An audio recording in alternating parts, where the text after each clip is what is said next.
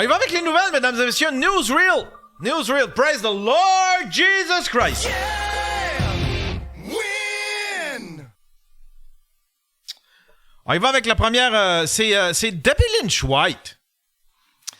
Debbie Lynch White s'est préparée pendant 1 an et demi à un beau voyage à l'issue duquel elle allait pouvoir cocher un rêve de sa grande liste de choses à accomplir, soit celui de marcher le chemin de Compostelle. Ça vient d'où, cette petite affaire-là, Compostelle? C'est quoi? C'est qui le premier qui a fait ça? Ça vient de où? C'est quoi le concept? C'est quoi l'idée?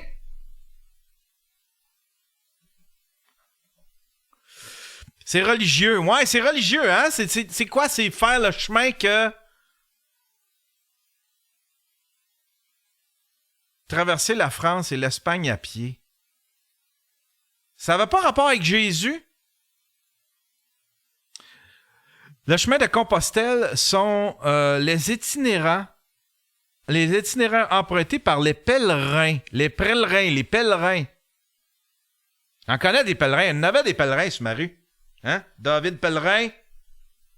Martin Pellerin. Martin Parlin-Pimpin. Or, son périple a pris une tournure tout à fait différente après seulement 4 jours. Comme le tournage de la série Une autre histoire se sont terminés récemment, la comédienne avait un peu de temps libre à son agenda et elle s'est donc envolée vers l'Espagne pour faire Compostelle. Après des mois de préparation, c'est donc ce qu'elle a fait seule le 8 avril dernier. Mais après quelques jours de marche, dans des conditions pas évidentes, même dangereuses, c'est-à-dire dans des montagnes et des roches, celle qui a révélé au grand public dans Unité 9 a réalisé que, dans le fond, là, elle haït ça marcher Compostelle, ce rêve n'était pas vraiment le sien, et elle a décidé de laisser tomber.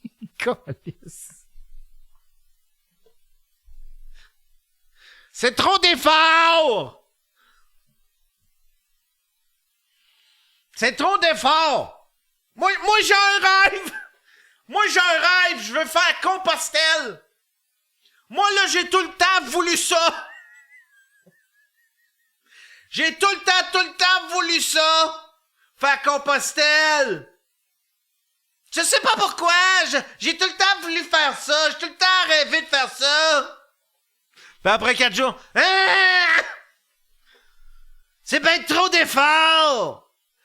C'est pas le fun!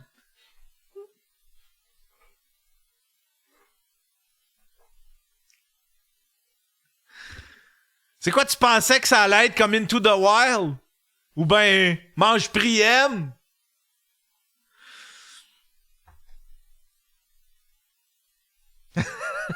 Ah ouais, parle-nous. Salut la gang! Salut! Je m'étais dit que j'allais pas vivre ça à travers les réseaux sociaux, que j'allais vivre ça pour moi.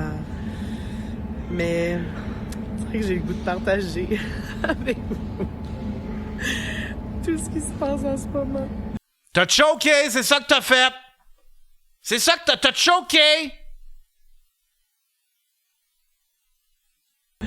Oh. Le 8 avril dernier, je suis partie toute seule pour marcher le chemin de Compostelle, OK? Je me suis dit, 120 km, je vais marcher ça, traverser l'Espagne à pied. Ça faisait 1 an et demi que je préparais mon voyage, que je préparais mes bagages, que tout était calculé, pesé. Et là, j'ai commencé à marcher. On a été dans une incroyable tempête dans les Pyrénées pendant 18 km en haute altitude. Sérieux, c'était dangereux. Genre, j'ai vraiment... Ben oui, mais tu t'attendais à quoi, Calice? En 2 minutes, tu googles Compostelle, ça va te le dire. Check sur Google Maps. Check sur Google Maps, là, point A, point B. Hein? Puis clique sur le petit bonhomme. Je suis certain que le petit bonhomme, c'est plus le petit bonhomme qui marche. C'est le petit bonhomme qui déboule. Je suis certain que le pictogramme sur Google, c'est même pas un bonhomme qui marche, c'est un bonhomme qui déboule. Puis, après 4 jours de marche et 73 kilomètres, je me suis dit, je marchais la dernière journée puis j'étais comme, c'est le rêve à qui ça? C'était le tien! Oups, excuse! C'était le Moi, tien! j'avais mis sur ma liste de rêves de faire comme, je vais faire Compostelle, paraît que c'est malade, spirituellement, intérieurement, le challenge physique, tout ça m'attirait beaucoup. Ça faisait 1 an et demi, je montais le Mont-Royal à tous les semaines.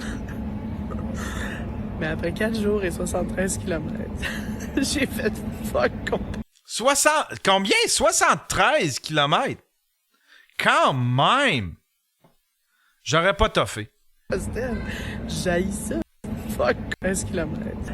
Mais après 4 jours et 73 kilomètres. 73 kilomètres! Quand même! Bravo! 73 kilomètres! Wow! Fuck Compostelle. J'haïs ça. J'haïs ça. Tout ce que je fais, c'est marcher, me lever super tôt, marcher genre 23 km dans la journée, avoir mal partout. Puis tu sais, marcher pas sur l'asphalte, là, pas sur du petit plat, là. J'ai fait genre... C'est dans montagne avec... Il y a une journée, là, j'ai fait 5 km dans de la descente de roche, là. Tellement à pic. La roche tellement dangereuse. Je sais pas comment je me suis pas viré un pied. Mais j'avais aucun fun. J'étais comme tout... Ben non, mais c'est pas supposé d'être le fun, Debbie! C'est pas supposé d'être le fun!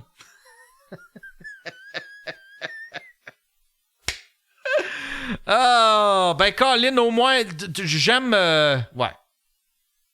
Au moins, t'es franche avec toi-même. Moi non plus, je l'aurais pas fait. Tout ce que je fais, c'est marcher. Mais tu sais, je l'aurais googlé aussi, là.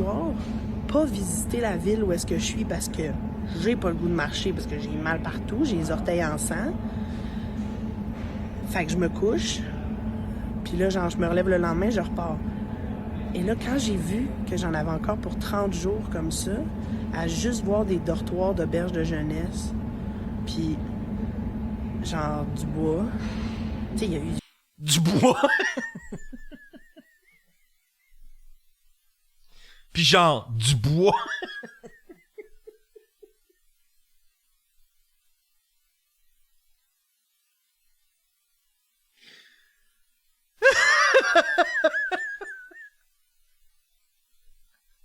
Puis genre, du bois? J'ai vu des beaux paysages, là, on s'entend, tu sais, il y a plein de gens qui le font, ce chemin-là, puis chacun a sa quête, puis j'ai vécu plein de beaux moments, j'ai vu des paysages de fous dans ces 4 jours-là, j'ai fait des rencontres incroyables, des personnes fabuleuses, pour vrai, mais c'était pas pour moi. J'haïssais ça, j'étais comme, moi, voyager, c'est visiter, c'est aller manger les choses locales, c'est danser, c'est boire un verre, c'est rencontrer du monde. Fait que j'ai tout flushé, j'ai tout annulé mes auberges. Petite crise de panique parce qu'il faut que je reste 1 mois en Europe parce que à la fin du voyage, je rejoignais ma blonde au Portugal. Les billets sont achetés. Fait que là, je suis comme, OK, faut que je reste. J'ai 1 mois en Europe. Qu'est-ce que je fais? Fait que là, j'attends l'autobus en ce moment, puis j'ai décidé d'aller à Barcelone. Je suis jamais allée. J'étais comme, ben oui, tu sais, Barcelone, c'est ça ton voyage de rêve. C'est aller voir des musées, c'est aller voir du théâtre, c'est genre... Ben oui! Il y en a un dit Crusher, certain!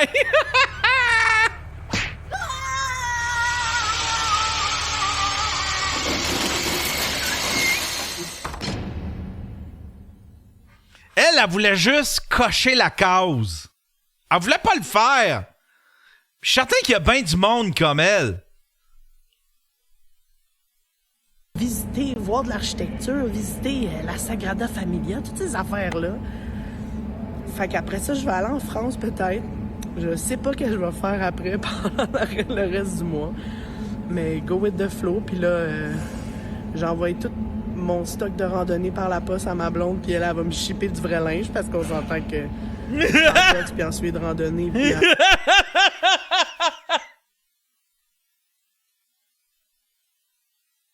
en linge de mérino, là, maintenant...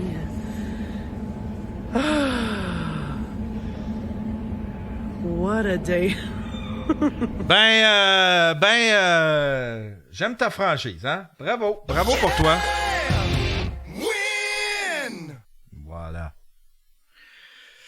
Voilà. Prochaine nouvelle, mesdames et messieurs. Ah, ça c'est plate, c'est de la politique. Il obtient 450 000 en compensation d'une fête d'anniversaire non souhaitée. Une entreprise américaine a annoncé lundi son intention de faire appel d'une décision judiciaire qui a octroyé 450 000 $ à l'un de ses employés, licencié peu après avoir fait une crise de panique à cause d'une fête d'anniversaire organisée contre sa volonté. Kevin Berling, qui dit souffrir d'anxiété, avait prévenu sa supérieure à Gravity Diagnostic qu'il ne souhaitait pas célébrer cette journée, expliquant qu'elle lui rappelait des mauvais souvenirs liés au divorce de ses parents. My God! Kevin Berling, c'est un papillon? Il est fragile, Kevin Berling!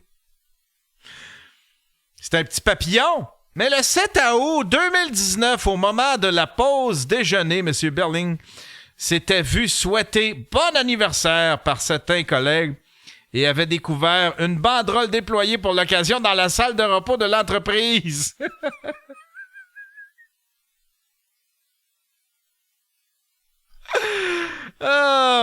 Il s'était alors rendu dans sa voiture dans laquelle il affirme avoir eu une crise de panique. Va chier! Va chier! Kevin Berling! Kevin Berling, t'es trop faible pour la vie, man. T'es trop faible pour la vie. Si tu traînes en cours tes collègues pour avoir mis une banderole pis t'avoir souhaité bonne fête. Parce que t'es traumatisé à cause du divorce de ses parents? C'est ça?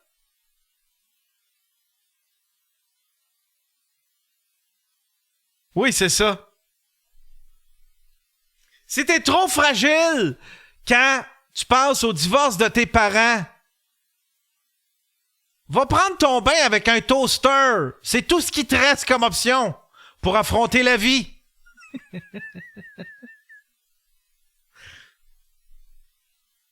Ah, il y en a un, ils disent, on peut-tu faire un recours collectif? On devrait faire... Hey, Chris, ça veut dire que moi, j'ai 50 ans. Ça fait 49 ans qu'on m'agresse. C'est des micro-agressions. C'est une micro-agression, ça. Ils m'ont souhaité bonne fête. C'est une micro-agression. Ça me rappelle le divorce de mes parents. Je veux 450 000 $ par année d'agression. C'est complètement ridicule, cette affaire-là. Kevin Berling, je peux-tu le retrouver? Peut-être qu'il est sur Twitter. On va aller le barber sur Twitter. Il est sur Twitter? Kevin Berling, Twitter. Kevin Berling, il est là!